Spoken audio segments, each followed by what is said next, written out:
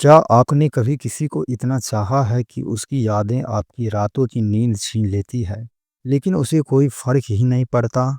क्या आपने कभी किसी को अपना सब कुछ दिया हो और उसने आपको किसी पुराने खिलौने की तरह फेंक दिया हो? क्या कभी आपके अंदर ये सवाल गूंजा है कि क्या मैं इतना बुरा हूँ कि कोई मुझे छोड़कर चला जाए? अगर हाँ, तो ये वीडियो सिर्फ़ और सिर्फ़ आपके लिए है। लेकिन आज हम सिर्फ़ दर्द की बात नहीं करेंगे। आज हम उस खेल की बात करेंगे जिसे दुनिया डार्क साइकोलॉजी कहती है। वो साइकोलॉजी जो आपके अंदर छुपे उस इंसान को सामने लाएगी जिसे कोई नज़रअंदाज नहीं कर सकता, जिसकी कद्र हर कोई करता है, जिसे खो देने का डर लोगों के रग रग में समा जाए। तो चलिए शुरू करते हैं।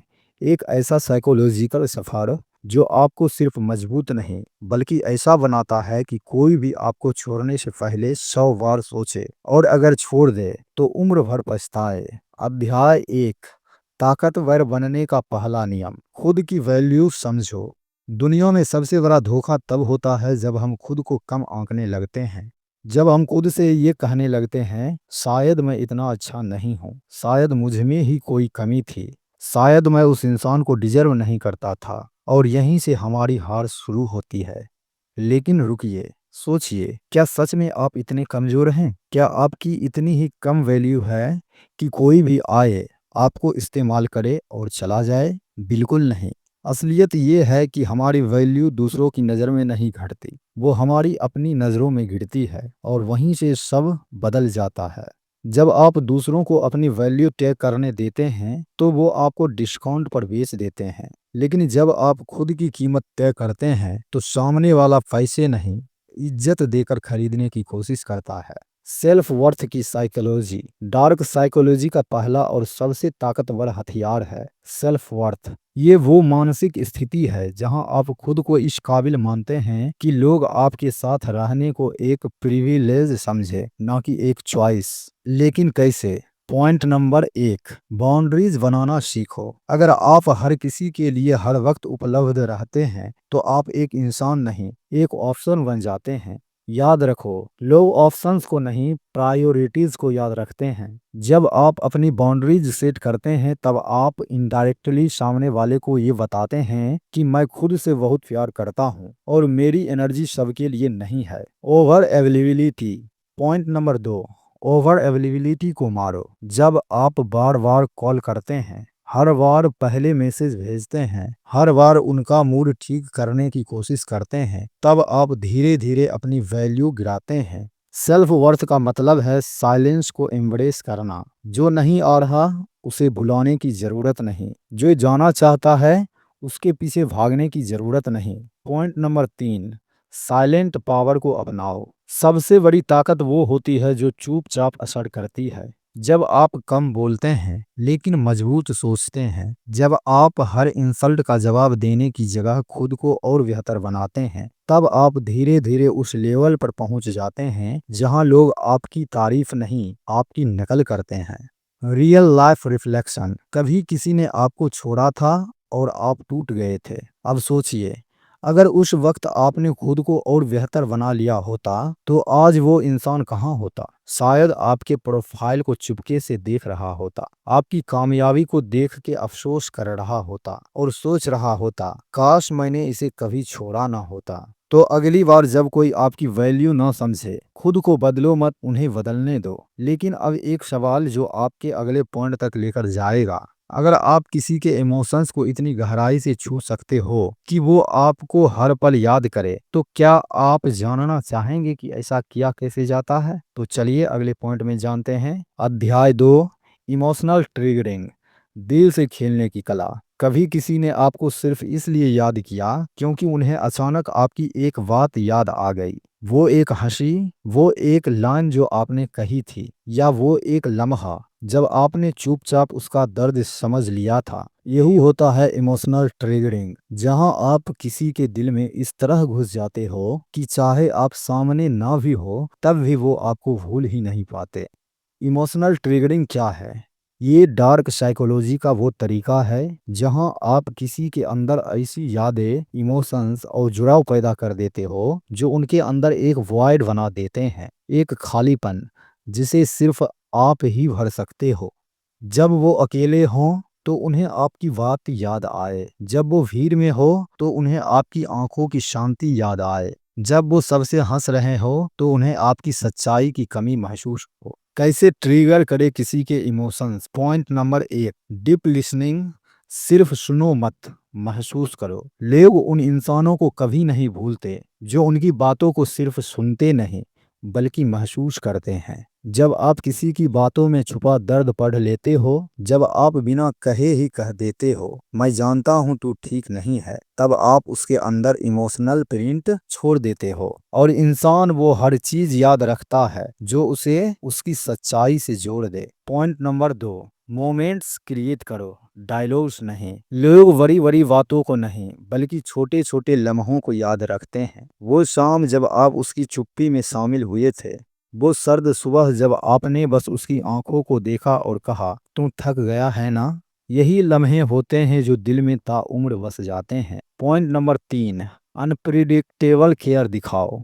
जो इंसान हर बार उम्मीद के मुताबिक बिहेव करता है वो कभी किसी के लिए खास नहीं बनता, लेकिन जो अचानक भीड़ में उसका पसंदीदा गाना बजा दे या रात को बस इसलिए कॉल कर दे कि उनका मन भारी लग रहा था, वो इंसान हमेशा याद रखा जाता है। ट्रिगरिंग का उल्टा असर। अब ये मत समझना कि इमोशनल ट्रिगरिंग हमेशा प्यारी चीज है। ये एक डार्क गेम है। अगर गलत हाथों में हो तो किसी की पूरी लाइफ को इमोशनल एडिक्शन बना सकता है। और अगर आप ये कला सीख जाते हैं तो आप सिर्फ सामने वाले के दिल में जगह नहीं बनाते बल्कि उसकी सोच, यादें और फैसले तक कंट्रोल कर सकते हैं। Real life reflection. सोचिए, अगर कोई आज भी आपको याद करता है तो वो शायद आपकी शक्ल या स्टेटस के लिए नहीं, वो आपको इसलिए याद करता है क्योंकि आपने उसके दिल में वो स्पेस भर दी थी जो कोई और नहीं भर सका। अब एक सवाल जो आपको अंदर तक झकझोर सकता है, अगर आप किसी के इमोशंस से खेल सकते हो तो क्या आप जानना चाहेंगे कि उनके माइंड को कंट्रोल कैसे किया जाता है?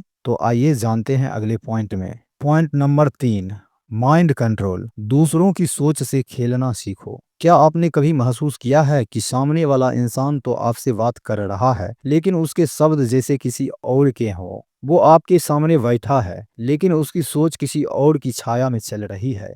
अब सोचिए, अगर आप वो इंसान बन जाएं जो दूसरों की सोच को अपने इशारों पर मोड़ सके, तो क्या आप उन्हें अपनी मौजूदगी का एहसास नहीं करा सकते? यही है माइंड कंट्रोल, डार्क साइकोलॉजी का सबसे खतरनाक लेकिन सबसे असरदार हथियार। माइंड कंट्रोल क्या है? माइंड कंट्रोल का मतलब ये नहीं कि आप किसी के दिमाग में घुसकर उसके बटन दबा रहे हैं।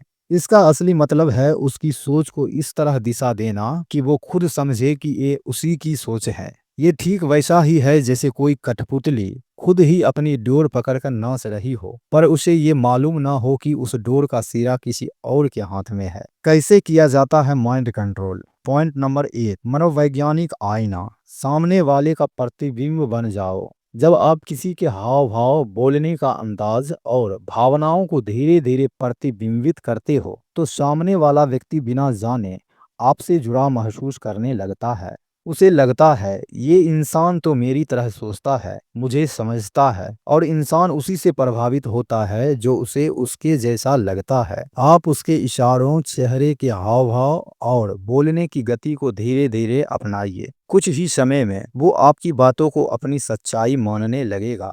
पॉइंट नंबर 2, शब्दों की ताकत और मौन का जादू। माइंड कंट्रोल में शब्द कम होते हैं लेकिन वो सीधे दिल और दिमाग को चीर जाते हैं। उदाहरण के लिए किसी से कहिए तू हमेशा दूसरों की खुशी के लिए खुद को दबा देता है ना। ये एक साधारण वाक्य नहीं, ये उसके भीतर के दर्द, अपराध बोध और सच्चाई को एक साथ झकझोर देता है। अब आप जो भी कहेंगे वो बिना शंका सुनेगा। पॉइंट नंबर 3, सोच के बीज बोना, बिलीफ इम्प्लांटिंग। माइंड कंट्रोल का अगला स्तर है किसी की सोच में बीज बो देना, यानी उसके दिमाग में ऐसा विचार डालना जो धीरे धीरे उसकी पहचान बन जाए। उदाहरण, अगर आप बार बार ये कहें तेरे अंदर कुछ बड़ा करने की आग है, बस तू खुद को रोक रहा है, तो कुछ दिनों बाद वो खुद ये मानने लगेगा, हाँ शायद मुझ में कुछ है लेकिन मैं ही खुद को रोक रहा हूँ। अब उसकी सोच को आपने एक नया रास्ता दे दिया।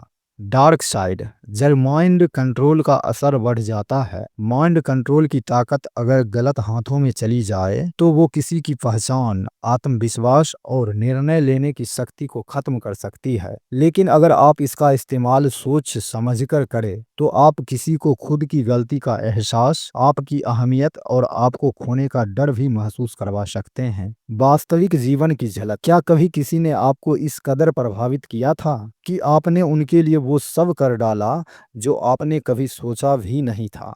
अब सोचिए, अगर वही ताकत आपके पास हो तो आप किसी को भी अपने शब्दों और चुप्पी से अपने बिना अधूरा महसूस करवा सकते हैं। और अब एक सवाल जो आपके ज़हन में गूंजता रहेगा, अगर आप किसी की सोच को मोड़ सकते हैं तो क्या आप जानना चाहेंगे कि किसी को दूर जाने के बाद पछताने पर मजबूर कैसे किया जाता है? आइए अगले पॉइंट में जानते हैं। पॉइंट नंबर 4, पछतावे के ट्रिगर। दूर जाने पर किसी को पछताने पर मजबूर कैसे करें? कभी किसी ने आपकी अहमियत नहीं समझी, आपके इमोशंस, आपकी मौजूदगी सबको हल्के में लिया और फिर जब आप चुपचाप दूर चले गए तब उन्हें समझ में आया कि आप क्या थे। ये पछतावा कोई अचानक नहीं आता, ये कुछ खास ट्रिगर्स से शुरू होता है जो इंसान को भीतर तक हिला देता है। आज हम उन्हीं साइकोलॉजिकल ट्रिगर्स की बात करेंगे जो किसी को दूर जाने के बाद आपकी कदर करने पर मजबूर कर देते हैं। पछतावे के ट्रिगर क्या होते हैं? पछतावा तब नहीं आता जब आप किसी को छोड़ते हो, पछतावा तब आता है जब आपकी मौजूदगी की अहमियत सामने वालों को उसकी कमी में महसूस होती है। तो चलिए जानते हैं वो ट्रिगर पॉइंट्स जो किसी को आपकी यादों में डुबो सकते हैं। पॉइंट नंबर 1, चुपचाप चले जाना, बिना शोर के गायब होना। जब आप किसी को छोड़ते समय कोई सफाई नहीं देते, कोई आरोप नहीं लगाते, बस खामोशी से दूर हो जाते हैं, तो सामने वाले को क्लोजर नहीं मिलता और इंसान को सबसे ज्यादा परेशान करता है बिना जवाब के छूट जाना।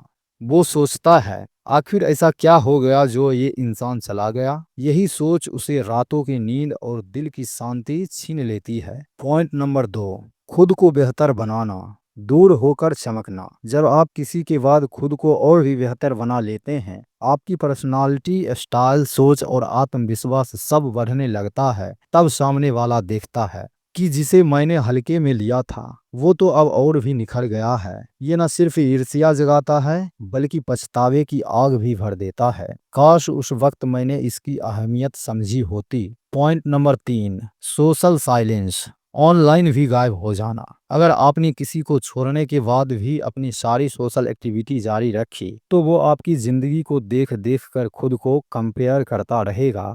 लेकिन अगर आप थोड़े वक्त के लिए डिजिटल गायब हो गए तो वो बेचैनी से हर दिन आपका प्रोफाइल चेक करेगा, कहाँ गया, क्या कर रहा है, क्या मुझसे बात करेगा। ये बेचैनी एक धीमा जहर बन जाती है जो हर दिन उसे अंदर से कचोटती है। पॉइंट नंबर 4, अपनी वैल्यू दूसरों से करवाना। जब आप उस इंसान से दूर होकर ऐसी जगह जाते हो जहां लोग आपको इज्जत देते हैं, आपके काम की तारीफ करते हैं, आपके बिना एक माहौल अधूरा लगता है, तो वो इंसान जो आपको हल्के में लेता था वो देखता है कि आपकी कदर करने वाले लोग दुनिया में बहुत है, सिर्फ वही अंधा था। और तब उसके दिल में एक आवाज आती है, काश मैंने इसे खोया ना होता। पॉइंट नंबर 5, वापस ना लौटना, स्ट्रॉन्ग बाउंड्रीज रखना।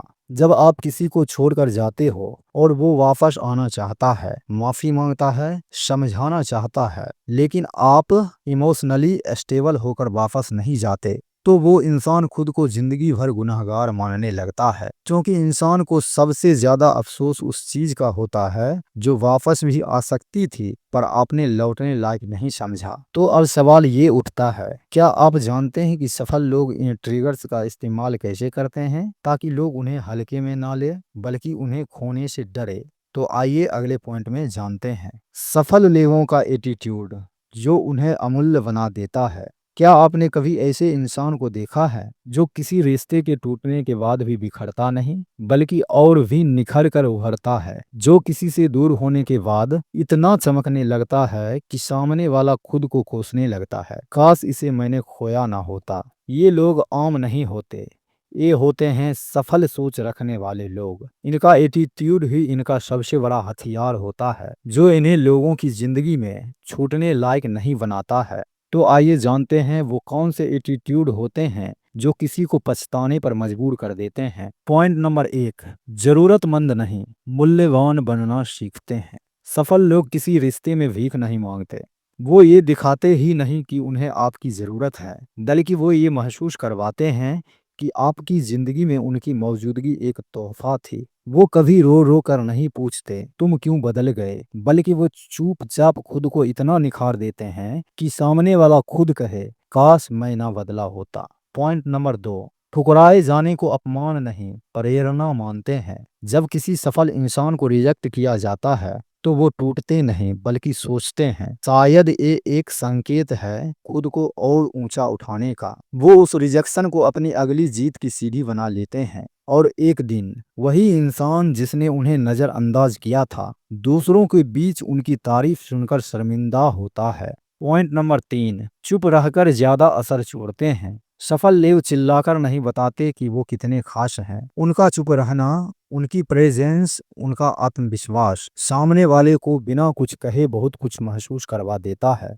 उनकी मुस्कान में ठहराव होता है, उनकी नजरों में गहराई होती है और उनकी खामोशी में ऐसा असर जो किसी को भी सोचने पर मजबूर कर दे। पॉइंट नंबर 4, तुलना से ऊपर उठे होते हैं। सफल लोगों की एक खास बात होती है, वो कभी खुद की तुलना दूसरों से नहीं करते। वो जानते हैं कि उनका मुकाबला सिर्फ खुद से है और जब कोई उन्हें छोड़कर जाता है तो कंपैरिजन की आग सामने वाले के अंदर लगती है। वो कहाँ पहुंच गया और मैं कहाँ हूँ, यही आग उसे हर रात बेचैन करती है और यहीं से शुरू होता है सच्चा पछतावा। पॉइंट नंबर 5, खुद को कभी बदलने वाला नहीं मानते।